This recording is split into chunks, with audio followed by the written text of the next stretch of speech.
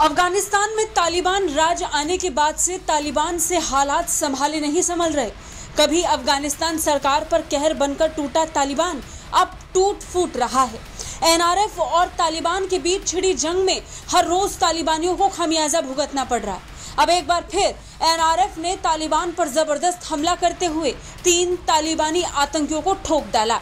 Badakhshan प्रांत में जोर्म जिले में एनआरएफ ने अभियान चलाया और आतंकियों के खिलाफ छेड़े गए अपने इस अभियान में 3 आतंकियों पर ताबड़तोड़ हमले में उन्हें मार डाला।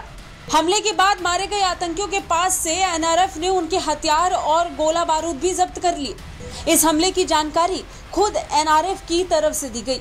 वहीं हमले को लेकर तालिबान की तरफ से कुछ नहीं कहा गया। अफगानिस्तान के नेशनल रेजिस्टेंस फ्रंट ने खुद ट्वीट कर इसकी जानकारी दी।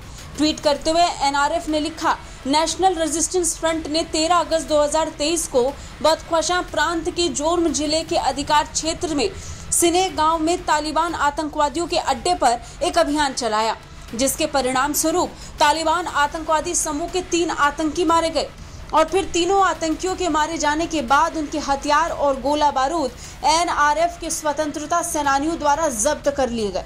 नेशनल रेजिस्टेंस फ्रंट की सेनाएं ऑपरेशन को सफलतापूर्वक शुरू करने के बाद बिना किसी नुकसान के अपने स्थान पर वापस लौट आई। नेशनल रेजिस्टेंस फ्रंट लोगों और देश को तालिबानी आतंकवादियों और भाड़े के समूह के कब्जे से बचाने के लिए देश के विभिन्न हिस्सों में लक्षित हमलों को अंजाम दे रहा है। अपने ट्वीट में एनआरएफ ने जाहिर कर दिया कि जब तक अफगानिस्तान को तालिबान से मुक्त नहीं कर देते तब तक एनआरएफ के अभियान रुकेंगे नहीं। एनआरएफ देश भर में अपने अभियानों को चलाते रहेगा, जो अब भी देश भर के अलग अलग हिस्सों में अपने लक्षित अभियानों को अंजाम तक पहुंचाने में जुटे हुए हैं। बता दें, तालिबान के शासन में आने के बाद से अफगानिस्तान को लगातार मुसीबतों का सामना करना पड़ रहा है। अफगानिस्तान में तालिबान के लिए नेशनल रेजिस्टेंस फोर्स और इस्लामिक स्टेट खुरासन प्रोविंस को रोकना टेढ़ी खीर साबित हो रही है। नतीजन एनआरएफ के हमलों में तालिबानी आतंकी तो मारे जा ही रहे हैं, पर साथ ही आम लोगों की भी मौत हो रही है, जिससे निपटना तालिबान के बस के बाहर हो गया है। ब्यूरो रिपोर्ट, भारत तक।